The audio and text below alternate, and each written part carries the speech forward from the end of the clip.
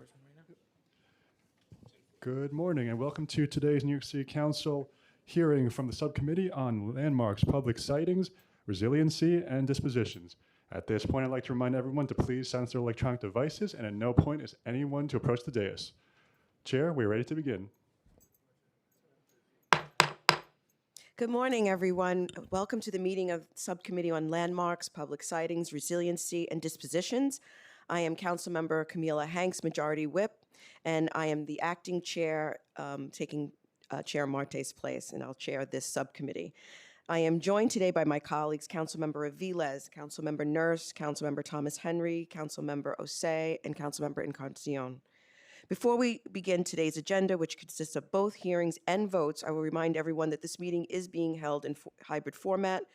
For members of the public who wish to testify remotely, we ask that you first register online, and you may do so by visiting council.nyc.gov/land use to sign up, and then sign into the Zoom and remain signed on until you have testified. For anyone here today in person wishing to testify, if you have not already done so, please see one of our sergeants to fill out a speaker's card, and we will call your name at the appropriate time. For anyone wishing to submit written testimony on the items being heard today, we ask that you please send it via email to landusetestimony@council.nyc.gov. Include the land use number and/or project name in the subject line of your email. Video and audio testimony will not be accepted. I will remind members of the public that this is a government proceeding and the decorum will be observed at all times. And as such, members of the public shall remain silent unless and until called to testify. The witness table is reserved for people who wish to testify. No video recording or photography is allowed from the witness table. Further, members of the public may not present audio or visual recordings as testimony, but may submit these transcripts of such recordings to the sergeant for including in the hearing record. So on today's agenda, we have 2 hearings followed by several votes, and we will begin the public hearings. I will now open the public hearing for pre-considered land use item for the application brought by the New York City School Construction Authority for an 108 high school seat facility and located at 25 Wall Street, Staten Island, in Councilmember Hanks's district, Community School District 31. The site is approximately 46,096 square feet and is currently being occupied by a paved parking lot. Appearing today on this proposal is Jane Martinez Dowling, Roderick Paulton, Andrea Bender. Again, those wishing to testify remotely must register online by visiting the council's website, council.nyc/land use. Panelists, please ensure your microphone is on. Council, would you please administer the affirmation?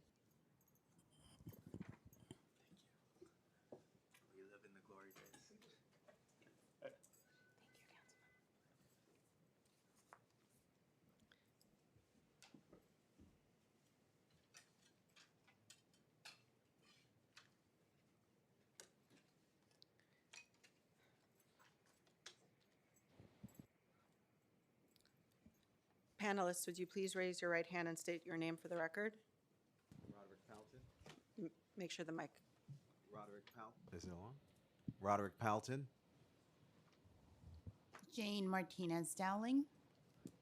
Andrea Bender. And do you affirm to tell the truth, the whole truth, and nothing but the truth in your testimony before this subcommittee and in answer to all council member questions? Yes. We do. You may begin. Thank you. Good morning, Chair Marte, Councilmember Hanks, and members of the subcommittee. My name is Andrea Bender, and I am the Vice President of External Affairs at the New York City School Construction Authority. As we know, I am joined by Dr. Paulton, Community District 31 Superintendent, and Jane Martinez Dowling, Chief of the Office of Student Pathways at New York City Public Schools. Next slide, please. I am pleased to present a proposed new approximately 801-seat high school with a D75 program as an annex to Curtis High School at 25 Wall Street between Academy Place and Stuyvesant Place in the St. George neighborhood of Staten Island. The site, as Councilmember Hanks noted, is currently occupied by a paved parking lot. Next slide, please. This is the tax map showing the borough block and lot. Next slide, please. And a closer aerial of the current site showing that parking lot. Next slide, please. Thank you. Pursuant to Section 1731 of the New York State Public Authorities Law, the New York City School Construction Authority has undertaken the site selection process for a new approximately 801-seat high school facility located at 25 Wall Street, Block 10, Lot 1 in the borough of Staten Island. The site is approximately 46,096 square feet, or a little over an acre. The site is located within Staten Island Community Board 1 and under the jurisdiction of the Citywide Council on High Schools. The purpose of the proposed project is to provide additional long-term capacity to relieve overcrowding at Curtis High School. Curtis High School has a 127% utilization rate and has the largest classroom deficit of any school on Staten Island. The 5-year capital plan for fiscal years 2025 through 2029 allocates capital funding to address existing overcrowding and forecasted changes in student enrollments and to support New York City Public Schools policies regarding class size reduction. The notice of filing of the site plan was published in the Staten Island Advance on September 30th, 2025, in AM New York on October 1st, 2025, and in the City Record on October 2nd, 2025, at which time Community Education Council number 31, Staten Island Community Board number 1, the Citywide Council on High Schools, and the City Planning Commission were notified of the site plan. Community Board 1 held a public hearing on October 7th, 2025, and the Citywide Council on High Schools held a public hearing on October 22nd, 2025. All public comments received on this site were considered as part of the site selection process. Now I'm going to take you through a couple of slides of images of the site in its current condition. Next slide, please. So here are some views of the site facing northeast from the intersection of Wall and Stuyvesant. It looks like there's a little bit of an elevation change here. So the site is sort of above that fence line. Next slide, please. And here are some more views of the site in its existing condition facing east on Wall Street. The SCA affirms the site plan pursuant to Section 1731 of the New York State Public Authorities Law. In accordance with Section 1732 of the Public Authorities Law, the SCA submitted the proposed site plan to the Mayor and City Council by letter dated July 13th, 2026. Next slide, please. Should SCA receive approval to acquire the property, the Curtis High School Annex will be constructed and is anticipated to open in 2031. The school is anticipated to include classrooms to serve approximately 801 high school students, in addition to special education classrooms, District 75 classrooms, a speech resource room, a music room, an art room, a kitchen cafeteria, library, gymatorium, guidance and medical suites, as well as general administrative and support spaces. It is also anticipated to include the creation of an at-grade play yard. In addition, New York City Public Schools has separately committed to an expansion of the highly successful nursing program that the school currently offers by up to 100 seats beginning when the new capacity is ready for occupancy. The nursing program has historically had high demand, with over 150 applicants this year for approximately 90 seats. Last slide, please. Next. Thank you. We look forward to the subcommittee's favorable consideration of the proposed site plan and would be pleased to answer any questions from the committee. Thank you so much. Thank you for that. I have a few questions. In September 2022, Governor Hochul enacted Chapter 556 of the laws of 2022, which requires New York City school districts to create a 5-year class size reduction plan for all New York City K-12 community districts and high school. How does this proposed school align with that plan, and how will it contribute to meeting the city's class size reduction requirements? Thank you so much, Chair, for that question. I'll start and then I'll let Dr. Paulton expound if he would like to. So the purpose of this annex is really, as I said, to relieve the overcrowded conditions that are currently existing at Curtis High School. So this 801-seat annex will really take the existing population of Curtis High School and spread it over 2 buildings to relieve class size pressures that are currently on the existing high school space. I think you covered it really well. This building will definitely address the 28 overcrowded classrooms that we have at Curtis, as well as create opportunities for our students that by expanding the nursing program in the school. Thank you. What's the average distance students will have to travel to attend this school? How would it impact transportation needs and accessibility? So I've walked. I can answer those questions. In fact, we were there a couple weeks ago. It's pretty close. It's about 3 walking blocks from the main building, so it's very walkable. And just to add, to answer your questions about accessibility, although I don't think this is exactly what you're asking, the building will of course be fully accessible. As far as transportation, when we design any new building, we're working closely with the Office of Pupil Transport and New York City Department of Transportation to ensure safe drop-off, safe busing, safe arrival and dismissal procedures for parents. So that's something that we work very closely with New York City Public Schools and DOT on. Great. I would like now to recognize Councilmember Hanks, who has some questions. I would like to give a statement. Okay. Okay, thank you, Chair. Every student on Staten Island deserves access to high-quality education and in a learning environment that's equipped to meet their needs. And that's why I strongly support this proposed expansion of Curtis High School at 25 Wall Street, which will address longstanding overcrowding while creating new opportunities for generations of students. We also need to be honest about the future of this property. The privately owned site at 25 Wall Street will not remain a parking lot forever. The question is whether the city will act now to ensure this development has a lasting public benefit. With Curtis High School already in urgent need of additional space, we cannot afford to let this opportunity pass. Curtis has a proud history of academic achievement, innovation, and its nursing program has become one of the school's greatest asset and one of the greatest programs on the Eastern Seaboard.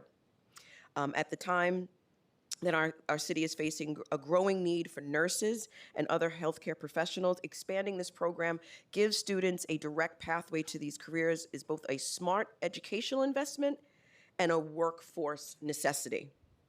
This expansion will allow more students to access the nursing program while giving Curtis space and resources needed to support student success. And I have worked closely with the New York City Public Schools to secure a commitment that the program will be expanded and the property properly supported and positioned to thrive in this new building.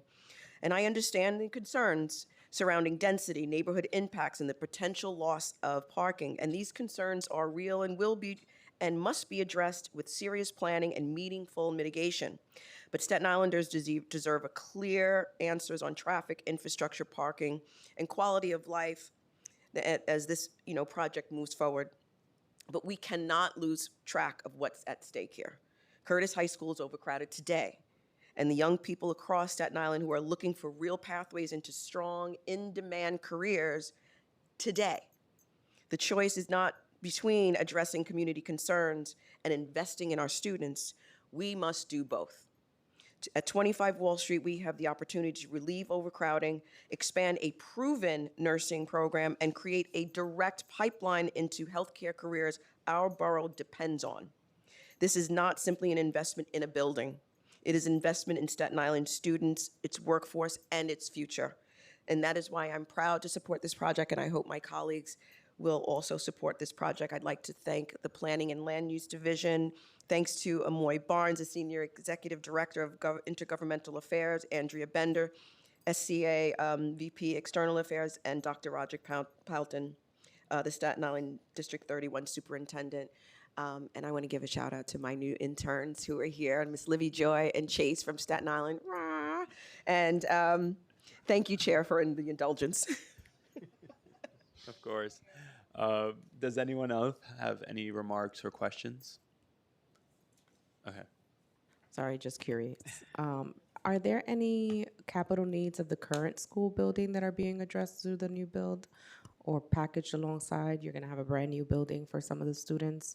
So I'm just curious if the old building has any capital needs that would be addressed through this? So I'll try to take this one. So this will be a ground up new building. Our construction will focus on the new building. When we build an annex or an addition at an existing school campus, we often do an inventory of what's in the existing building to see if there's anything that needs to be done as part of that upgrade.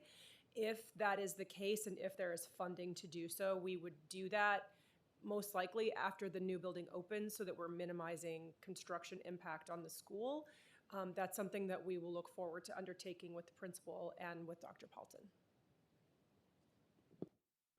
I'd like to recognize Councilmember Hanks again. Yeah, thank you so much, Chair. This is for SCA. Is the principal of Curtis High School supportive of this expansion at the site? As far as I know, I'll take that as a yes. Yes. Thank you. Him and I have had extensive conversations around it. That's excellent. Thank you so much. Okay. So we understand that there's a high demand for a nursing program at Curtis. Is that right? Yes. Are you able to commit, which you've already done, providing the necessary programmatic resources to ensure the nursing program continues to thrive at this new facility? Yes, we are. Thank you. And please describe the specific investments to ensure this program's continued success. We currently have 345 students in the nursing program, and we are committing to add an additional 100 students by the time of the annex's opening. Thank you so much. That is all, Chair. Thank you. This applicant panel is now excused. thank you so much. Thank you very much. Of course. Thank you. Of course. Council, are there any members of the public who wish to testify on this item? We do not have any signups. If there are any remote public participants who wish to testify and have not already done so, please press the raise hand button now. And if you are here with us in person, please see one of the Sergeant of Arms to first fill out a speaker card. There being no other members of the public who wish to testify regarding pre-consider LU for an 801-seat high school facility at 25 Wall Street, Staten Island, the public hearing is now closed. I now open a public hearing for the pre-consider LU item for an application brought by New York City Housing Preservation and Development for East Harlem El Barrio Article 11 Amendment, an amendment to a prior resolution, resolution number 946, approved in 2019 for an Article 11 tax exemption pursuant to the Section 577 of the Private Housing Finance Law. While the original project required the rehabilitation of approximately 36 rental units and 2 commercial spaces and 1 community facility space, the amendment version would include 3 community facility spaces instead of the mix of commercial and community spaces. Otherwise, the amended project is the same as the original project. The project is located in Councilmember Encarnacion and Councilmember Salam's district in Harlem.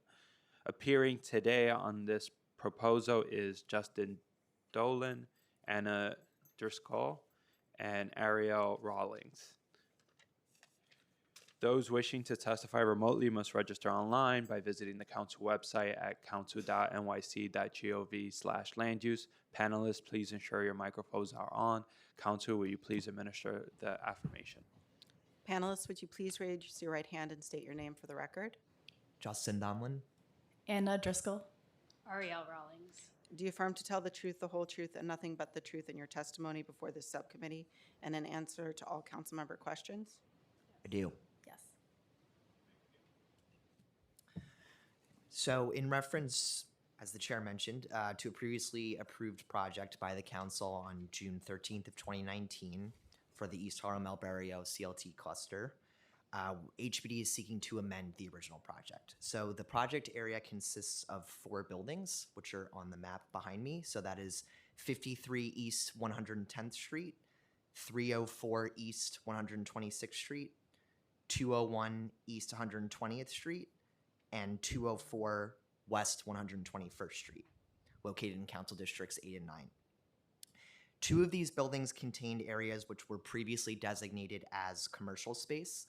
These were 53 East 110th Street and 201 East 120th Street. HPD is requesting that the original project be amended to establish the area's currently designated commercial space to transition to community facility space, and to include these spaces as part of the exemption area to exempt them from real property taxation pursuant to Section 577 of the Private Housing Finance Law.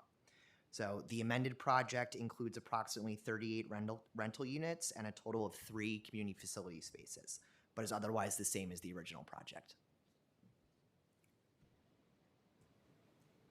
You're done? Yeah. Okay, awesome. Thank you. I would like to now recognize Councilmember Encarnacion, who has some questions. I don't have questions. I am in support of the change. I've asked my questions to HPD in regards to making sure that it was still a viable space for the CLT. It is, so I'm good to go on this one. Thank you. Awesome, thank you. Any other council members have any questions or remarks? All right, thank you. This applicant panel is now excused. Council, are there any members of the public who wish to testify on this item? No. If there are any remote public participants who wish to testify and have not already done so, please press the raise hand button now. And if you're here with us in person, please see one of the sergeant at arms to first fill out a speaker card. There being no other members of the public who wish to testify regarding pre-consider LU for East Harlem El Barrio Article 11 Amendment, the public hearing is now closed. We will now hold votes. Today we're holding a vote to approve the pre-consider LU for an 801-seat high school facility at 25 Wall Street, Staten Island.